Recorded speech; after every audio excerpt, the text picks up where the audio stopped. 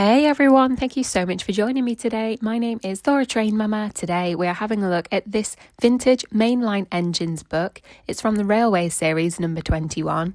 This storybook contains 4 stories within it. Sometimes I break them out, but today I'm just going to go through them and read them all today. So let's dive in.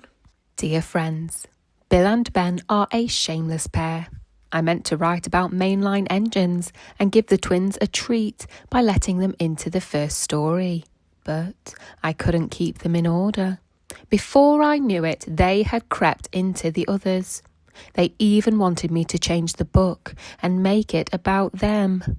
But I have been very firm. I am still calling it mainline engines. That will serve Bill and Ben right for ragging poor Gordon so disgracefully. He hasn't got over it yet. The author. The Diseasel. Bill and Ben are tank engines who live at a port on Edward's Line. Each has 4 wheels, a tiny chimney and dome, and a small squat cab. They are kept busy pulling trucks for ships in the harbour and engines on the main line. The trucks are filled with china clay dug from the nearby hills. China clay is important. It is needed for pottery, paper, paint, plastics, and many other things. One morning, they arranged some trucks and went away for more. They returned to find them all gone. They were most surprised. Their drivers examined a patch of oil. "That's a diesel," they said, wiping the rails clean. "It's a wattle?" asked Bill. "A Diseasel, I think," replied Ben. "There's a notice about them in our shed. I remember. Coughs and sneezels spread diseasels. Who had a cough in his smoke box yesterday? Fireman cleaned it, didn't he? Yes, but the dust made him sneezel. So there you are. It's your fault the Diseasel came." "It isn't." "It is." "Stop arguing, you two," laughed their drivers. "Come on, let's go and rescue our trucks." Bill and Ben were aghast. "But he'll magic us away like the trucks." Their drivers laughed. "He won't magic us. We'll more likely magic him." "Listen, he doesn't know you're twins. So we'll take your names and numbers off, and then this is what we'll do." Bill and Ben chuckled with delight. "Come on, let's go," they said eagerly. Creeping into Edward's yard, they found the diesel on a siding with the missing trucks. Ben hid behind, but Bill went boldly aside and stood facing the diesel on the points leading out to the main line. The diesel looked up. "Do you mind?" he asked. "Yes," said Bill. "I do. I want my trucks, please." "These are mine," said the diesel. "Go away." Bill pretended to be frightened. "You're a big bully," he whimpered. "You'll be sorry." He moved over the points, ran back, and hid behind the trucks on the other side. Ben now came forward. The diesel had to stop suddenly. "Truck stealer," hissed Ben. He ran away too, and Bill took his place. This went on till the diesel's eyes nearly popped out. "Stop," he begged. "You're making me giddy."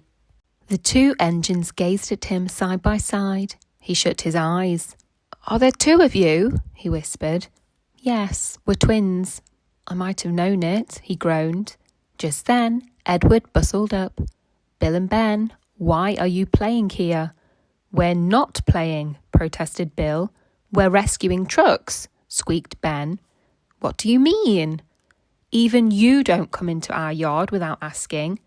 "But you only take the trucks we give you." "But," they both squeaked indignantly, "this Diseasel didn't even ask. He just took the lot." "There is no cause to be rude," said Edward severely. "This engine is a Metropolitan Vickers Diesel Electric Type 2. The twins were abashed. "We're sorry, Mr. Never mind," he smiled. "Call me Boko. I'm sorry, I didn't understand about the trucks." "That's all right then," said Edward. "Off you go, Bill and Ben. Fetch Boko's trucks. Then you can take these." The twins scampered away. Edward smiled. "There's no real harm in them," he said, but they're maddening at times." Boko chuckled. "Maddening," he said, "is the word." Buzz buzz. Boko reached the big station and arranged his trucks. Then he went to the shed and asked politely if he could come in. Duck was not pleased to see the Diesel, but presently, when he found that Boko knew Edward, he became more friendly. And by the time Boko had told him about Bill and Ben, they were laughing together like old friends. "Have they ever played tricks on you?" asked Boko. "Goodness me, yes," chuckled Duck. "Edward is the only one who can keep them in order." "You know," went on Duck, "I sometimes call them the bees." "A good name," chuckled Boko. "They're terrors when they start buzzing round." Just then, James bustled in. "What's that, Duck? Are you terrified of bees? They're only insects after all. So don't let that buzzbox Diesel tell you different. His name is Boko, and he didn't. "I wouldn't care," interrupted James. "If hundreds were swarming round, I'd just blow smoke and make them buzz off." "Buzz, buzz, buzz," retorted Duck. James retired into a huff. James was to pull the express next morning, and when Duck brought his coaches, the platform was crowded. "Mind your backs! Mind your backs!" 2 porters were taking a loaded trolley to the front van. Fred drove, while Bert walked behind. "Careful, Fred, careful," warned Bert, but Fred was in a hurry and didn't listen. Suddenly, an old lady appeared in front. Fred stopped dead, but the luggage slid forward and burst the lid of a large white wooden box. Some bees flew out, and just as James came backing down, they began to explore the station. Someone shouted a warning. The platform cleared like magic. The bees were too sleepy to be cross. They found the empty station cold. James's fireman was trying to couple the train. They buzzed round him hopefully. They wanted him to mend their hive. Then they could go back and be warm again. But the fireman didn't understand. He thought they would sting him. He gave a yell, ran back to the cab, and crouched with his jacket over his head. The driver didn't understand either. He swatted at the bees with a shovel. The bees, disappointed, turned their attention to James. James's boiler was nice and warm. The bees swarmed round it happily. Buzz off, he hissed. He made smoke, but the wind blew it away, and the bees stayed. At last, one settled in his hot smoke box. It burnt his feet. The bee thought James had stung it on purpose. It stung James back, right on the nose. "Eee!" whistled James. He had had enough. So had his driver and fireman. They started without waiting for the guard's whistle. They didn't notice till too late that they'd left their train behind. In the end, it was Boko who pulled the express. He was worried at first about leaving his trucks, but Duck promised to look after them, so it was arranged. He managed to gain back some of the lost time, and the Fat Controller was pleased with him. No one seemed to notice when James came back to the shed. They were talking about a new kind of beehive on wheels. It was red, they said.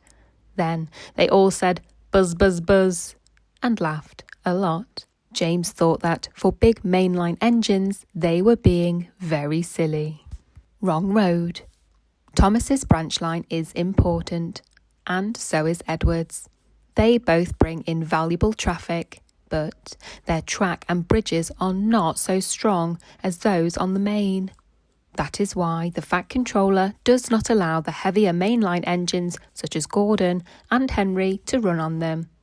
If, however, you had heard Gordon talking to Edward a short while ago, you would have thought that the Fat Controller had forbidden him to run on branch lines for quite another reason. "It's not fair," grumbled Gordon. "What isn't fair?" asked Edward. "Letting branch line diesels pull mainline trains." "Never mind, Gordon. I'm sure Boko will let you pull his trucks sometimes. That would make it quite fair," Gordon spluttered furiously. "I won't pull Boko's dirty trucks. I won't run on branch lines." "Why not? It would be a nice change."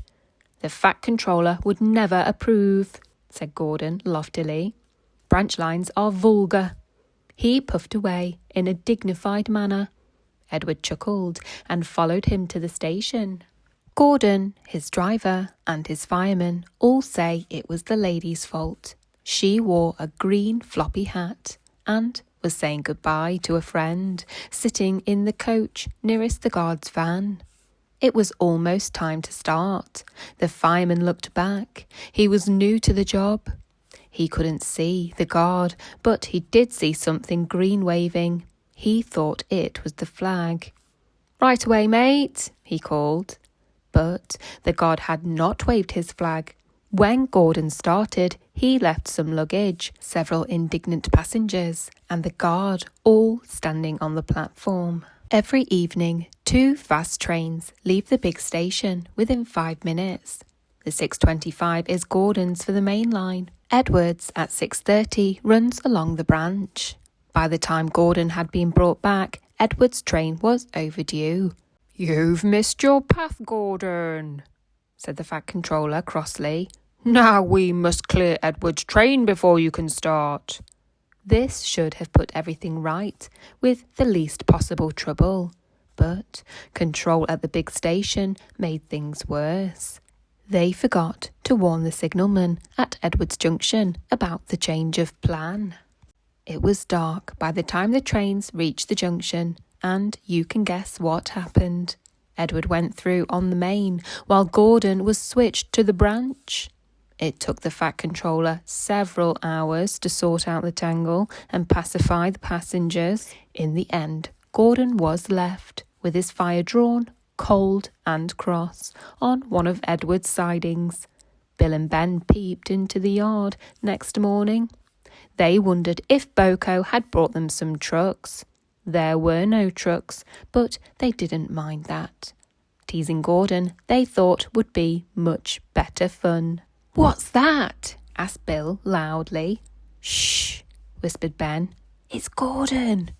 It looks like Gordon, but it can't be.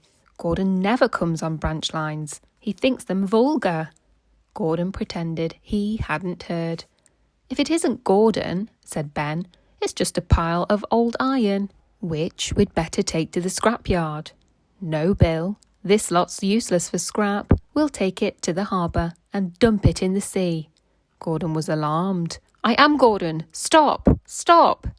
The twins paid no attention. Gordon shut his eyes and prepared for the worst. The twins argued, loudly and long. Bill favoured the scrapyard, while Ben said that cutting up in such places was something cruel. It would be kinder, he urged, to give these remains a quick end in the sea.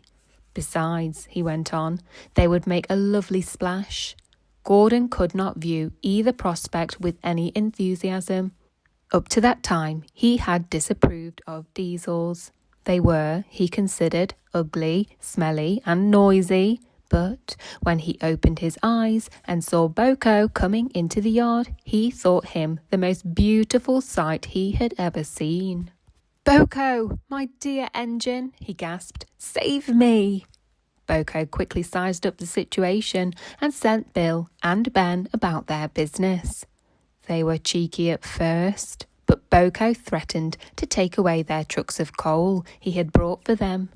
That made them behave at once. Gordon thought he was wonderful. "Those little demons," he said. "How do you do it?" "Ah, well," said Boko, "I've just a knack." Gordon thinks to this day that Boko saved his life, but we know that the twins were only teasing, don't we? Edward's exploit. Edward scolded the twins severely, but told Gordon it served him right. Gordon was furious. A few days later, some enthusiasts came. On their last afternoon, they went to the China Clay Works. Edward found it hard to start the heavy train. "Did you see him straining?" asked Henry. "Positively painful," remarked James. "Just pathetic," grunted Gordon. "He should give up and be preserved before it's too late." "Shut up," burst out Duck. "You're all jealous. Edward's better than any of you." "You're right, Duck," said Boko. "Edward's old, but he'll surprise us all." Bill and Ben were delighted with their visitors. They loved being photographed and took the party to the workings in a brake van special. On the way home, however, the weather changed. Wind and rain buffeted Edward. His sanding gear failed. His wheels slipped, and his fireman rode in front, dropping sand on the rails by hand. Come on, panted Edward breathlessly. "This is dreadful." But there was worse to come. Before his driver could check him, his wheels slipped fiercely again and again. With a shrieking crack, something broke and battered his frame and splashes up and out of shape. The passengers gathered round while the crew inspected the damage. Repairs took some time. "One of your crank pins broke, Edward," said his driver at last. "We've taken your side rods off. Now you're a single, like an old-fashioned engine. Can you get these people home? They must start back tonight." "I'll try, sir," promised Edward. They backed down to where the line was more nearly level. Edward puffed and pulled his hardest, but his wheels kept slipping, and he just could not start the heavy train. The passengers were getting anxious. Driver, fireman, and guard went along the train, making adjustments between the coaches. "We've loosened the couplings, Edward," they said. "Now you can pick your coaches up one by one, just as you do with trucks." "That will be much easier," said Edward gratefully. So, with the fireman standing carefully in front, the driver gently opened the regulator. "Come on," puffed Edward. He moved cautiously forward, ready to take the strain, as his tender coupling tightened against the weight of the first coach. The first coach moving helped to start the second second helped the third, and so on, down the train. I've done it, puffed Edward, his wheels spinning with excitement. "Steady, boy," warned his driver skillfully, checking the wheel slip. "Well done, boy. You've got them. And he listened happily to Edward's steady beat as he forged slowly but surely up the hill. The passengers were thrilled. Most had their heads out of the windows. They waved and shouted, cheering Edward on. The Fat Controller paced the platform. Henry, with the special train, waited anxiously too. They heard a peep, peep. Then, battered, weary, but unbeaten, Edward steamed in. The Fat Controller stepped angrily forward. He pointed to the clock, but excited passengers swept him aside. They cheered Edward, his driver and fireman, to the echo before rushing off to get in Henry's train. Henry steamed away to another sort of cheers, but not before everyone knew Edward's story. Edward went thankfully to the shed, while Duck and Boko saw to it that he was left in peace. Gordon and James remained respectfully silent. The Fat Controller asked Boko to look after Edward's line while he was being mended. Boko was pleased. He worked well, and now they run it together. Bill and Ben still tease him, but Boko doesn't mind. He lives at Edward's station, but is welcome anywhere, for he is now one of the family. Donald and Douglas were the last ones to accept him, but he often helps with their goods trains, and the other day they were heard to remark, "For a diesel, yon Boko, nay such a bad sort of engine." That, from the Caledonian twins, is high praise indeed. The end. That brings us to the end of the fourth and final story contained within this Mainline Engines book. It's from the Railway series, number 21.